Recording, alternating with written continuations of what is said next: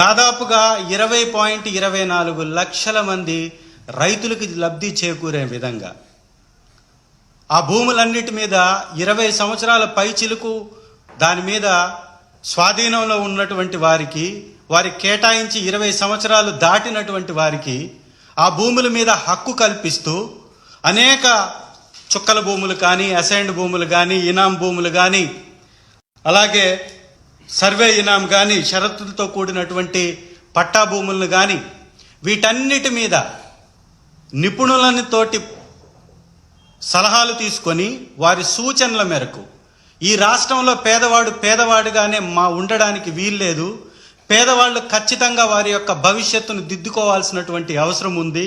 అత్యధికంగా దీనిలో దళితులు ఉన్నటువంటి వారు ఎక్కువగా ఉన్నారు.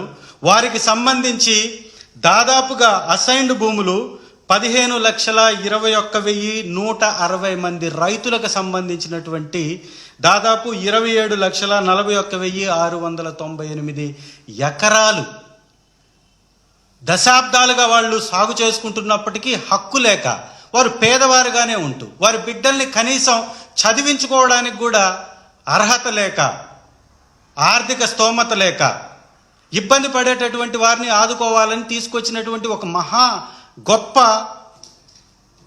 విషయాన్ని మీ అందరికీ తెలుసు. దాని ద్వారా అనేక మందికి లబ్ధి జరిగింది. ఇవాళ కూటమి నేతలు వారికి మాత్రమే మూటలనే విధంగా మంత్రి గారు అనగాని సత్యప్రసాద్ గారు ఈరోజు వారు కొన్ని వ్యాఖ్యలు చేశారు. అసెంబ్లీ సాక్షిగా కీలకమైనటువంటి వ్యాఖ్యలు చేశారు. 25,000 ఎకరాల అసైన్డ్ భూమి రిజిస్టర్ అయ్యాయంటే ఎందుకయ్యా మీకు అంత కడుపుమంట? ఏం కాకూడదా? పేదవాడు పేదవాడిగానే ఉండాలా? పెత్తందారి లాగానే ఉండాలా?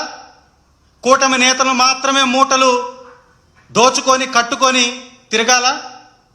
పేదవాడు తను 20 సంవత్సరాల నుంచి సాగు చేస్తున్నటువంటి భూమి మీద హక్కు పొందడం అనేది తప్ప? దీని మీద ఎందుకు మీరంతా ఈ రకమైనటువంటి పక్షపాత ధోరణి వ్యవహరిస్తున్నారో కూటమి నేతలు చెప్పాల్సినటువంటి అవసరం ఉంది. వీరు చాలా విచిత్రకరమైనటువంటి మాటలు మాట్లాడారు. పేదవాడు ఎన్నో సంవత్సరాల నుంచి కలిగి ఉన్నటువంటి భూమిలో ఇన్సైడర్ ట్రేడింగ్ జరిగింది అంట. ఎలా జరుగుతుంది సార్? మంత్రి గారు, మీరు నిజంగా స్పృహ ఉండే మాట్లాడుతున్నారా?